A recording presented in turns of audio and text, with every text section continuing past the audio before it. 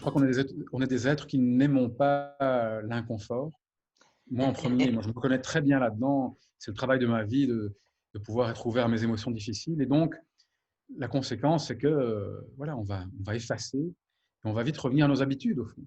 Et donc, tout redevient comme avant, les magasins sont pleins comme avant, les transports en commun, tout commence à se normaliser. Et nous, qu'est-ce qu'on fait? On revient dans cette forme de zone d'habitude. On appelle ça la zone de confort. Mais je crois que c'est plus juste d'appeler zone d'habitude. Il n'y a pas toujours un vrai confort profond. Pour beaucoup d'entre nous, il y a un mal-être énorme dans nos sociétés, mais il y a une habitude qui fait que c'est malgré tout une forme de confort de l'habitude. On pourrait dire plutôt que c'est encore plus inconfortable de changer que de rester là, même si c'est déjà très inconfortable. Alors, on connaît tous cette métaphore très jolie d'un livre d'Olivier Clerc, de la grenouille bouillie. On est un peu comme ça. C'est une légende, hein, je pense, mais on prend une grenouille, on la met dans une casserole d'eau froide et on augmente le feu en dessous de la casserole. Et au début, c'est très bon, c'est très doux, hein, l'eau tiède, la grenouille est contente, et peu à peu, ça devient inconfortable. Mais comme la casserole n'est pas complètement remplie, c'est difficile de sauter au dehors. Et donc l'effort est important, c'est plus facile pour la grenouille de rester dans l'eau. Et au fur et à mesure que l'eau, la température augmente, la grenouille s'habitue à la température de plus en plus importante. Et donc elle s'habitue, elle s'habitue. Et au moment où elle va cuire, il faudrait qu'elle saute, ses jambes sont déjà cuites, elle ne peut plus. Et donc elle va finir cuite dans la casserole. Donc la question, c'est est-ce qu'on peut prendre conscience des enjeux, des risques, avant d'être à moitié cuit? Ce qui me venait, c'est aussi, parce que j'en ai parlé récemment, c'est que par rapport à cette zone d'habitude dans laquelle on s'enferme par peur de l'inconfort, plutôt que par joie d'être dans un vrai confort, l'invitation que moi j'aurais parfois, c'est à l'élargir plutôt qu'à en sortir, qui est parfois un peu brutal. C'est de se dire comment est-ce que je peux élargir ma capacité à tolérer plus. Et donc, c'est comme si la zone que j'explore s'agrandit. Et donc, plutôt que d'avoir une approche brutale où je vais devoir sauter, parfois devoir sauter pieds joints dans l'eau glacée, c'est utile, mais parfois il est plus intéressant d'apprivoiser. Et donc, je commence à apprivoiser. Tout à coup, là où j'étais enfermé dans un petit cercle, ça devient de plus en plus large. Et je me rends compte, au fond, que les peurs que j'avais, parfois, elles n'avaient pas lieu d'être, et que la peur de la peur, c'est la pire des peurs. Et que c'est souvent le fait d'avoir peur de la peur elle-même qui m'empêche d'aller explorer. Et lorsque je peux vaincre la peur de la peur, alors je suis tellement plus lucide pour me dire est-ce qu'il y a un vrai danger?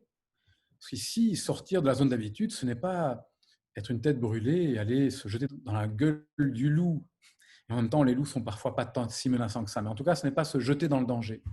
Ce serait plutôt de se rendre compte, au fond, que ce qui nous limite, ce ne sont pas les vrais dangers, ce sont nos pensées, ce sont nos croyances, ce sont ces habitudes aussi psychologiques, émotionnelles, qui, parfois, des traces très anciennes de ce qui pourrait être dangereux, ce qui nous a protégés un jour, devient ce qui nous limite aujourd'hui.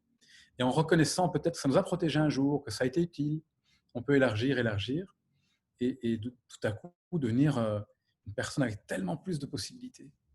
Ça nous rend plus flexibles. Je crois beaucoup à ça, moi, la flexibilité. C'est plutôt que se dire qu'il y a une bonne manière d'agir, c'est être plus flexible. Je prends un exemple très simple, mais l'expression des émotions.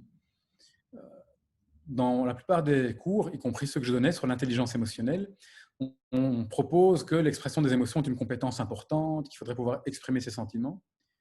Je le pense toujours. Mais je pense que c'est une compétence importante uniquement parce qu'elle nous rend plus flexibles.